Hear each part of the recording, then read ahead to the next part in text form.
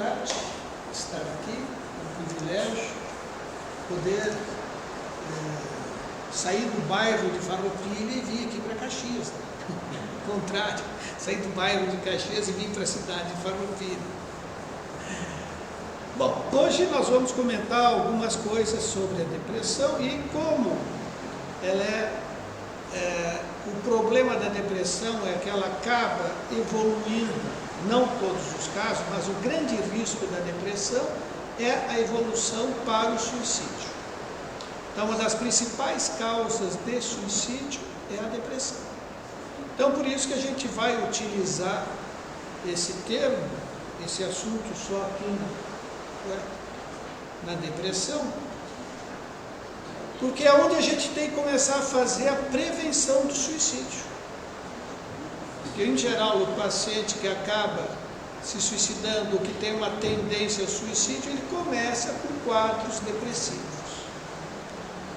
Então, a gente tem que estar antenado, a gente tem que observar os nossos familiares para ver se eles não estão apresentando sintomas dessa sequência. Porque não é de repente, fica deprimido e amanhã se suicida. Isso é uma coisa que leva tempo. Então, dentro da nossa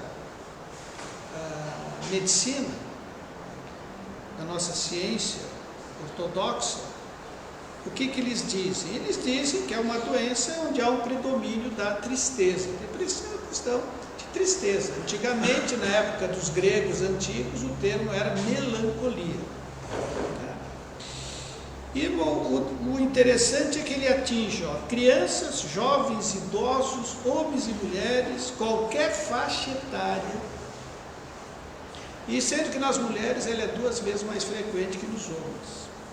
Então nós temos uma das situações até bastante graves, são as chamadas depressão pós-parto, que muitas mulheres já passaram por essa experiência. A nossa ciência coloca como fatores desencadeadores ou causadores, fatores genéticos, neuroquímicos, constitucionais, fatores do ambiente, fatores psicológicos, estresse da vida, perda de familiares, perda de trabalho, enfim, tem um monte de fatores que podem desencadear isso aí. Mas, por trás desses fatores, como dizem, da materialidade, tem 2 fatores principais que estão no espírito. A depressão não é uma doença da matéria, ela é uma doença do espírito. E essa doença do espírito, ou seja, da nossa alma, ela vem, se não é dessa existência, se a gente não encontra causa nessa existência, como nós somos espíritos imortais, já existimos antes, isso só pode vir das existências passadas. Tanto que estudos utilizando a regressão hipnótica para as vidas passadas, visando a terapia de vidas passadas, muitas se encontram relações da depressão com culpas de coisas que a gente fez de errado nas existências anteriores. E o outro grande fator é a falta de fé. A maioria das pessoas que seguem o caminho da depressão e acabam terminando no suicídio, a maioria deles não acreditavam em Deus, não tinham fé. Então, seguiam as orientações dos chamados pseudo-sábios. Porque os nossos cientistas, eles só conhecem a matéria. Isso que nós estamos apresentando são da matéria, dados da medicina, dados da psiquiatria, da psicologia. Mas onde é que está a essência disso? Está na alma. E como a psicologia e a psiquiatria no século passado mataram a alma, procuram hoje todas as doenças no plano físico, como se fossem consequências de reações químicas, mas a gente sabe que existe a mente. E a mente não foi localizada ainda na materialidade. A mente é um órgão abstrato. Por quê? Porque ela está no espírito. Está na nossa essência. É ali que está a nossa mente. Então, não tem como nós acharmos a mente no cérebro físico, no corpo físico. Como é que nós vamos identificar essa depressão? É aquela pessoa que começa com situação de tristeza. Essa tristeza lá, de vez em quando, todos nós temos. Ah, fiquei um pouquinho triste, estou deprimido. Não. Mas quando essa tristeza começa a ser mais frequente, quase que diária ou até diária, perda de interesses com as atividades que antes gostava de fazer, agora não tem mais vontade de nada. Alguns não conseguem ficar parados, ficam se agitando de um lado para outro sem fazer nada, um reflexo de buscas, mas sem encontrar. Outros ficam isolados no seu quarto, se trancam nos quartos. Nós temos também dentro dos fatores, hoje dentro dos jovens, crianças jovens e adultos jovens também, o grande problema do mundo virtual. O mundo virtual hoje está sendo uma fonte de indução para a depressão e o suicídio. Você já deve ter ouvido falar de anos atrás de uma brincadeira que os jovens criaram, um grupo de jovens criou, da baleia azul. Dentro das sequências, o que terminava com o suicídio, ou até com assassinatos. O que significa isso? Mentes doentias. São pessoas doentes que criam no mundo virtual as suas ideias doentias, e claro, como todos nós temos dentro de nós sequelas das nossas doenças passadas, nós as assimilamos. E aí a gente segue essas ideias, porque a gente tinha essas ideias das vidas passadas. A gente traz isso do nosso subconsciente. Por que existe, por exemplo, o sadomasoquismo? O sadomasoquismo, quem criou? Foi Marquês de Sade. O que era o Marquês de Sade? Um psicopata, um doente mental, que fez escritos e caiu na mão do povo. Quem é que gosta disso? Quem tem essa mesma psicopatia. São desequilíbrios que a gente traz das vidas passadas. Tem pessoas que têm tendência a fazer maldades, cometer crimes, cleptomania, etc. De onde é que vem isso? Dessa existência? Não. Das existências anteriores. Coisas que a gente ainda não se libertou. Então, temos que cuidar, ver o que as crianças e os jovens estão acompanhando no mundo virtual. Tem que prestar atenção, tem que olhar.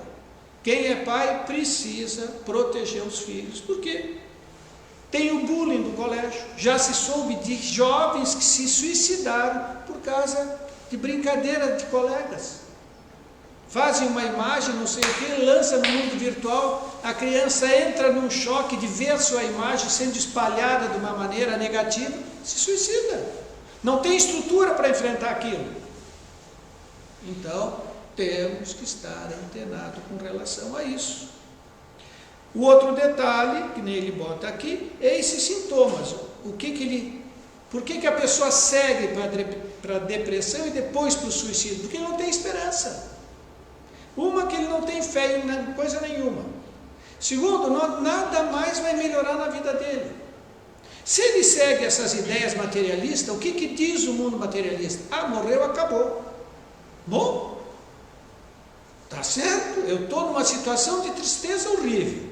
Estou com uma doença, digamos, um câncer incurável. Ah, eu vou me suicidar. Tem lógica, tem fundamento. Desde que a premissa materialista estivesse correta.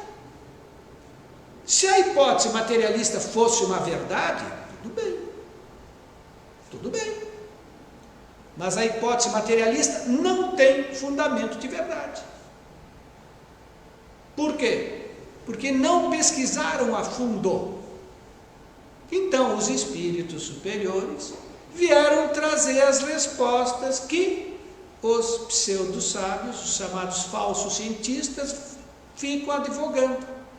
Ah, ninguém voltou para dizer. Não se ouve dizer isso? Ah, ninguém voltou. Sim, você foi procurar a bibliografia errada. Se você procura na bibliografia errada, ninguém voltou. Agora, vai procurar na bibliografia certa. Ah, milhares voltaram. Centenas de milhares voltaram para dizer como é que estão, o que sente, o que passaram, o que aconteceu, quais foram as consequências. Então, a gente tem que fazer o que Jesus orientou. O que foi que ele orientou? Procure a verdade, e a verdade vai te libertar do quê? Da ignorância. Por que a gente comete erros? Por ignorância. Por que as pessoas se matam? Por que elas não têm esperança? Porque elas não procuraram a verdade no lugar certo. Procuraram nas fontes erradas. E aí? Aí tem as consequências.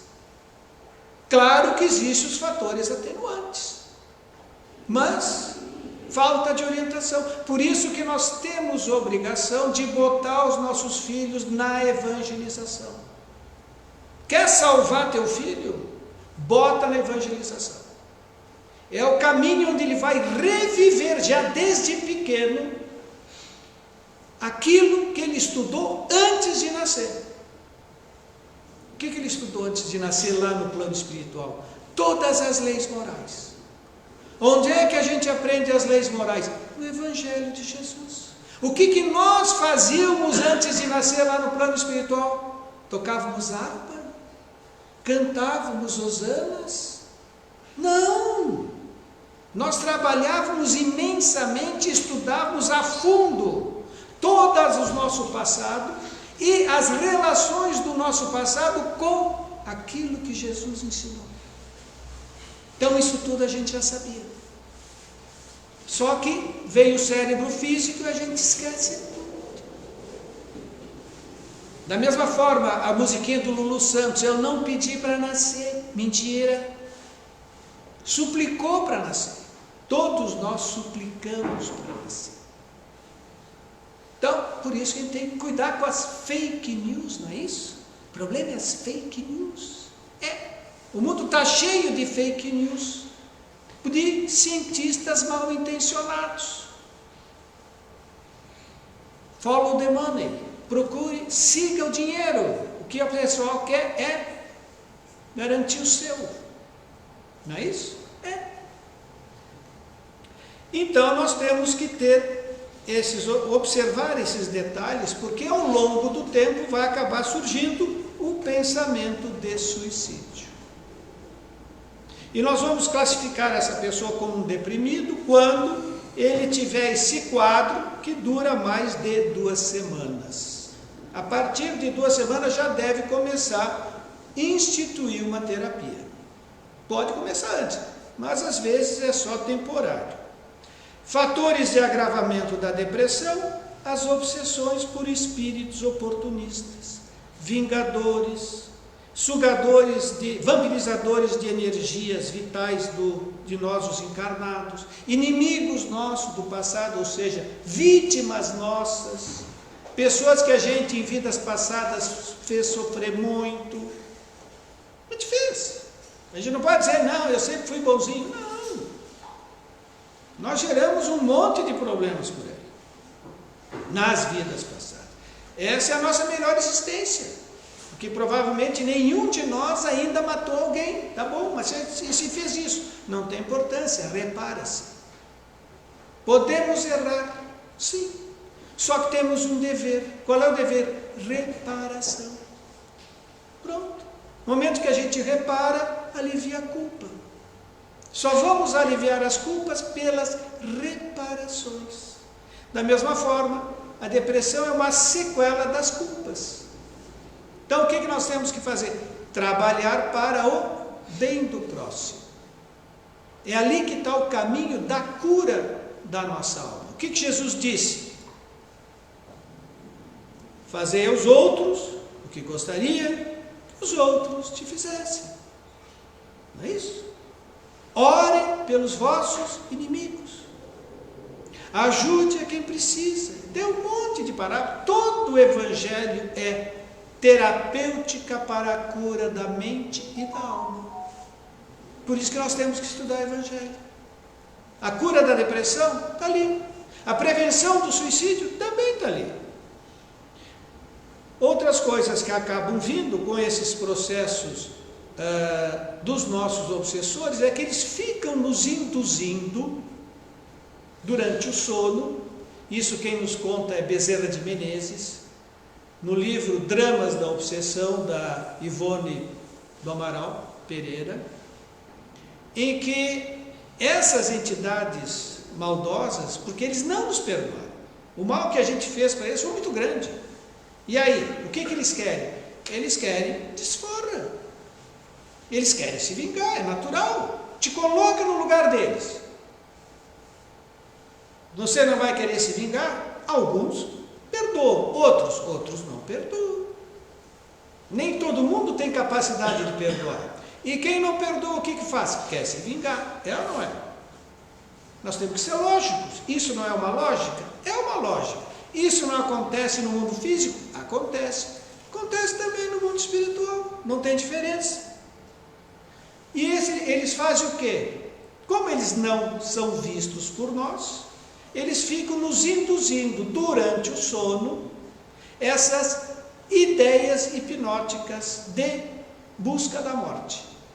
Por exemplo, a gente começa a ter sonhos de que está vendo uma corda de pendurado na forma de um laço. De repente eu vejo que é uma mão que me dá uma faca.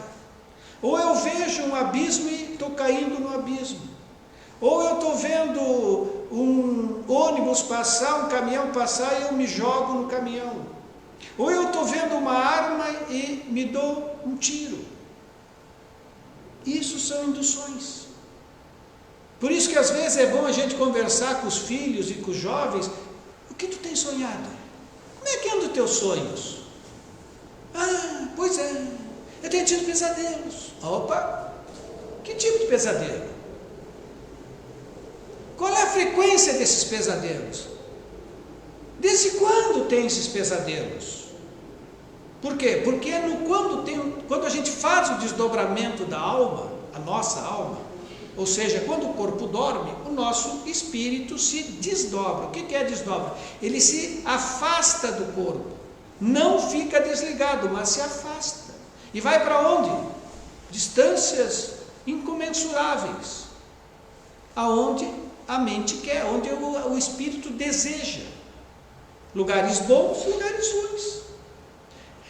Vamos nos reunir com entidades boas e entidades ruins. E aí a gente fica captando essas induções. A maior parte a gente não lembra, porque o cérebro está apagado. Mas no período de sonho, o cérebro está ativo. E aí, essas partes ficam gravadas. E aí a gente acaba identificando, se a gente perguntar que tipo de sonho a pessoa está tendo. Esse tipo de sonho pode ser sugestivo desses processos obsessivos. Às vezes a pessoa não se lembra de nada, tudo bem. Mas de qualquer forma nós temos que ver o que ela anda sentindo. Como é que tu acorda? Acorda bem? Acorda mal? Acorda triste? Acorda lá? Não, eu acordo cansado, estou morto, não tenho vontade de nada. E aí? Sintomas próprios isso é próprio da depressão. Mas em parte é porque as energias vitais foram sugadas pelas entidades infelizes. Né? Então, nós precisamos estar antenados contra isso. Tipo de sentimentos de raiva, etc. Perguntaram então a Divaldo, quais as causas da verdadeira epidemia de depressão? E hoje nós temos epidemia de suicídios. Com sequelas de quê? Da própria pandemia, da falta de fé e de outras doenças provocadas por determinados medicamentos. E aí o que ele diz aqui? Do ponto de vista espírita, todos esses fenômenos são do espírito. Por quê? Porque o espírito é que está doente. Nós é que trazemos as culpas. Porque a gente tem esses débitos da consciência. A culpa fica lá, até a gente não reparar. Tá? E aí perguntaram para ele também o seguinte: nessas pessoas que estão com essa tendência suicida, com essa depressão, o centro espírita pode assumir o tratamento dessas pessoas e orientar a pessoa a abandonar o tratamento médico ou psicológico? O que o Divaldo diz? Jamais. Por quê? Porque o tratamento físico é uma coisa, o tratamento espiritual é outra. Nós precisamos tomar medicação, porque senão a pessoa entra em surto e se mata. Então precisa tomar medicação para equilibrar a função neuronal, a função física. Se os remédios ajudam a melhorar o humor, a pessoa para de ficar tão triste. E isso ajuda a recuperação. Agora, se não toma o medicamento, ele não muda o humor. Tomar um passe não vai mudar o humor do paciente, porque isso é neuroquímico. Isso é uma reação química do nosso cérebro. Para ver a mudança vai demorar muito tempo. Nesse tempo precisa medicação. O que o centro espírita tem que fazer? Consolo. Oferecer o conhecimento para a pessoa começar a querer mudar. Se a pessoa não quer mudar, não quer largar droga, ela vai seguir pela tristeza, pela fuga das drogas. E vai acabar morrendo de overdose. E o que é essa overdose? É um suicídio inconsciente. Mas é. Então, tem que tomar medicação, tem que fazer os tratamentos, internações, aquela coisa toda. Nós temos que ensinar o evangelho para a família. Não só para o doente, mas para a família. Por quê? Porque nós temos que nos ajudar amando e não cobrando. A família costuma cobrar, mas se cobra, piora.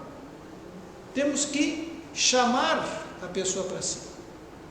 Não é julgando, é auxiliando, é acarinhando. A pessoa está doente, ela quer expor o problema dela, mas ela precisa ter alguém que o ouça. Claro, o passe, a água fluida, isso tudo ajuda. O atendimento fraterno é muito bom. Ouvir as palestras, sim. Encaminhar as entidades, fazer as orações, as irradiações mentais para o obsessor e para o encarnado, inclusive para toda a família. Então, orações, o que é uma oração? A oração é a grande alma, é a grande arma que nós temos para melhorar a alma. Se nós queremos fortalecer a nossa alma, não é com remédio. O remédio não fortalece a alma. O que fortalece a alma é a oração, é a fé. Então temos que orar. Mas o deprimido não tem condições de orar. Sim, ele não tem vontade de orar. Aí cabe a família se reunir e orar junto. Por isso o evangelho no lar. Abre o evangelho, ora junto com ele. Orações curtas, objetivas, sentidas. Com o tempo isso vai mudando a vibração do lar. E se faz isso o quê? Uma vez por semana? Não. Quando se está nesse processo obsessivo de depressão encaminhando por um suicídio, tem que fazer todos os dias. Porque é todos os dias que nós temos que ajudar os obsessores da família e do doente. Se a pessoa tem um obsessor e você vai ler o evangelho, esse obsessor não vai embora. Ele vai ficar aí ouvindo. Querem educar, querem libertar o obsessor? Faça eles ouvirem o evangelho também. O obsessor nosso foi nossa vítima. Ele não tem o seu anjo da guarda? Tem. Nós não temos? Temos. Então, o anjo da guarda dele está contra nós? Não. O que o anjo da guarda deles quer? Quer que ele se liberte da dor. E aí? Vão ficar junto ajudando. Por isso que a leitura do Evangelho e a prece diária vai atuar de uma maneira global. Quanto custa isso? Tem farmácia? Não, não tem farmácia. O que precisa? Disciplina. Tem que criar o hábito de ler o Evangelho todas as noites. Orar todas as noites. Aí de dia não? Também. O segundo momento da oração é todas as manhãs. Então isso custa? Não. Mas a gente pode fazer isso. E isso ajuda quem está doente. Porque é isso que vai fazer a mudança do indivíduo. O indivíduo só vai mudar com o sistema água mole em pedra dura. É assim que acontece. Ninguém muda no estalo. Até a pessoa começar a raciocinar para querer, isso leva tempo. Então, nesse tempo, sim, Evangelho, oração, todos os dias.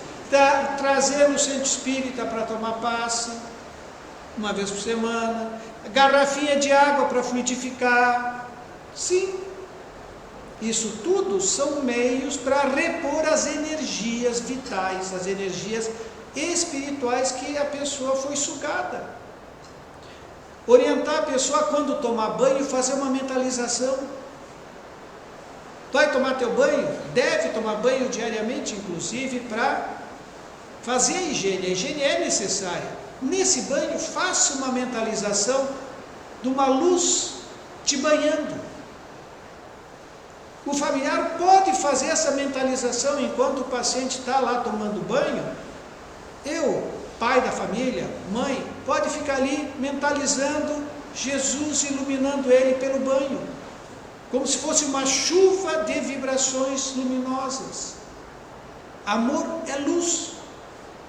Toda vez que a gente imagina luz para alguém, nós estamos transmitindo sentimentos de amor. E o que acontece? No mesmo instante a pessoa recebe. Porque a transmissão do pensamento é instantâneo. É naquele momento, pensou, chegou. É mais rápido que a luz. O que custa? Nada. 5, 10 minutos. Nem isso. E isso ajuda a quem está doente. Está na cama antes de dormir. Oraçãozinha e bota ali. Todo mundo aqui te ama muito. Se é criança, mais ainda.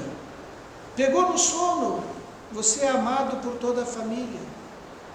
Porque isso são induções hipnóticas que ficam no subconsciente. Dizer para a pessoa que está doente que a gente ama é terapêutico. Auxilia. E a pessoa precisa ouvir isso. Por quê? Porque ela está doente. Ela está sem base. E depois, ore pelos que sofrem. Cometeu suicídio, a gente fica com raiva. Já falei com vários amigos que teve pessoas que se mataram. Eu perguntei, como é que você está? Eu estou com uma raiva desgraçada dele, porque eu não admito que ele tenha feito isso. É verdade. Te coloca num lugar familiar. Ele está contente? Não. Ele está triste, está sofrendo. E está com raiva porque está sofrendo. O que precisa? Oração. O que o morto precisa? Oração. O que o espírito dele precisa? Oração. Não é rosário. Não é aquelas orações intermináveis. Não. É aquela oração de coração. Pede a Deus, pede a Jesus, pede a Maria de Nazaré que o ilumine.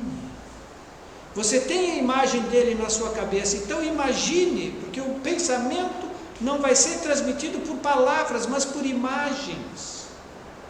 Os nossos pensamentos são imagens. E as imagens os espíritos captam. Não as palavras. As palavras, se não trazem imagem, não tem. Elas ficam vazio. Então, se você imagina Maria de Nazaré envolvendo esse teu familiar carinhosamente, amorosamente, luminosamente, ele recebe naquele momento. Ele estará sendo acarinhado pelas vibrações de Maria de Nazaré.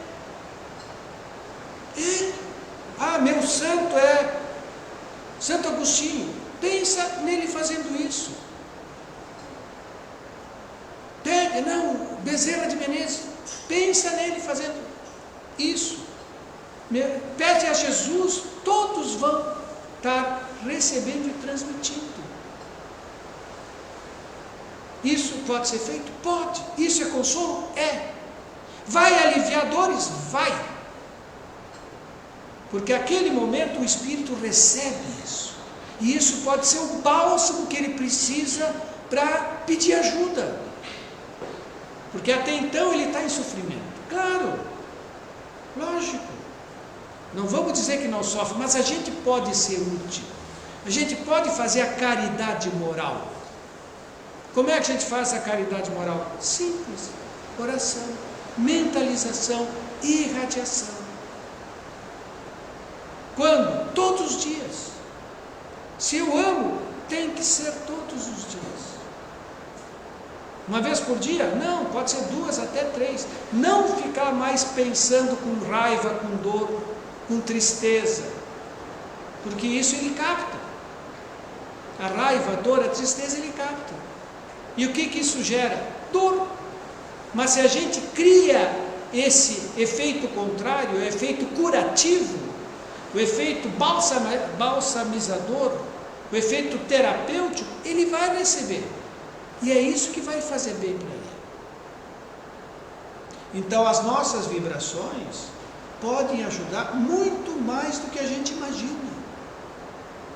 Só que nos foram ensinados durante milênios que a gente tem que deixar eles de lado. Claro. Tanto que o suicida às vezes nem pode receber os sacramentos da igreja. Não sei como é que está agora, porque eu não acompanho, mas antigamente era assim. Era rejeitado. Não. Quem mais sofre é quem mais precisa. Então nós vamos fazer a diferença. Quando? Orando. E não é difícil. Bom, era isso que a gente tinha que trazer. Espero não ter chocado vocês. Mas esse assunto ele empolga. Porque o importante é que a gente pode fazer algo por aquele que mais sofre. Então, vamos fazer a nossa prece. Vamos imaginar Jesus, o nosso amado Mestre, conosco, nesse ambiente. Muito alegre, sorridente, muito luminoso, cintilante. Emanando vibrações intensas de luz plenas de amor, que envolve a cada um de nós. Nos sentimos envolvidos por essas energias amorosas que nos dão força, nos dão coragem, nos dão ânimo, nos dão bem-estar, nos estimulam a fazermos as nossas transformações morais, nos estimulam a procurarmos ser hoje um pouquinho melhor que hoje, e amanhã um pouquinho melhor que hoje. E assim então agradecemos ao nosso Pai Celestial, ao nosso amado Mestre, à equipe espiritual amorosa dessa casa espírita por esses momentos, por essas benesses, por essas vibrações que nos fortalecem. E rogamos que elas sejam transmitidas a todos os nossos demais familiares e amigos com suas famílias, onde quer que se encontrem, aos nossos desafetos e às entidades infelizes que nos assediam, pois também precisam de muita ajuda. Rogamos por toda a nossa humanidade, seja no plano físico ou no plano espiritual. No planeta de provas e expiações, todos temos motivos de dores, de sofrimentos e de necessidades. E por isso rogamos que todos possam ser auxiliados naquilo que mais precisam. Mas rogamos também pelos suicídios e pelas suas famílias, para que possam ser fortalecidos e consolados. Rogamos pelos nossos governantes e pelos governantes de todos os países, para que pensem mais na paz dos povos e em fazer aos outros o que gostariam que os outros lhes fizessem. E que assim seja.